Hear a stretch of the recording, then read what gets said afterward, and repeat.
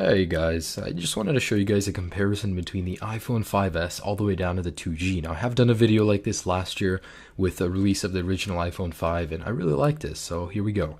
Now in advance I do apologize for the number of hands on the screen. I had to get some people to help me with this. But here is the original shutdown test on all devices. I'm going to let go at the exact same time. So there it goes. Surprisingly, the 3GS was first, followed by the 3G, then the 4, and then the 2G. There's something about iOS 6 and lower that actually makes the shutdown time a lot faster than iOS 7.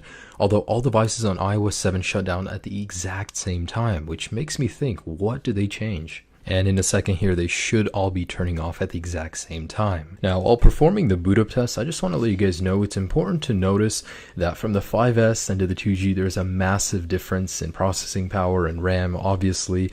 Also, the software is different, so that could majorly affect this. Now, I wasn't too surprised because the 5S, of course, came in first, followed by the 5 and 5C. What came next was actually pretty surprising. And just to let you guys know, all of these devices are freshly restored, non-jailbroken, completely stock. So the 5C and 5 was followed by the 4S, and surprisingly the 2G came before the iPhone 4, then the 3GS, then the iPhone 4, and then the iPhone 3G at long last. That was actually really surprising for me to see because these are all running the latest firmwares, and the 2G is obviously not as powerful as the 4.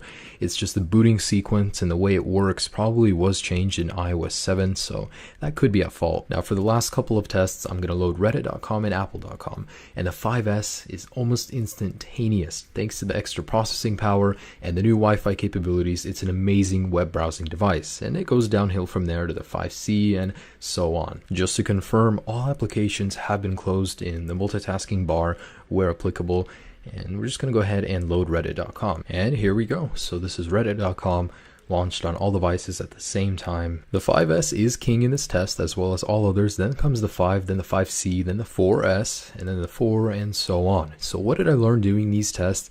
I learned that the amount of processing power is greater, of course, as the generation goes on, but it's marginally less noticeable the higher you go. So if you have a 5, I wouldn't really recommend upgrading to a 5S just based on the fact that you want an extra little bit of power because it has an amazing amount of power as it is. If you're always upgrading to the latest and greatest just based on that little spike in power, this video I just showed you guys that it isn't even that noticeable in your day-to-day use. So these videos I always enjoy making, guys. I really hope you guys liked it as well.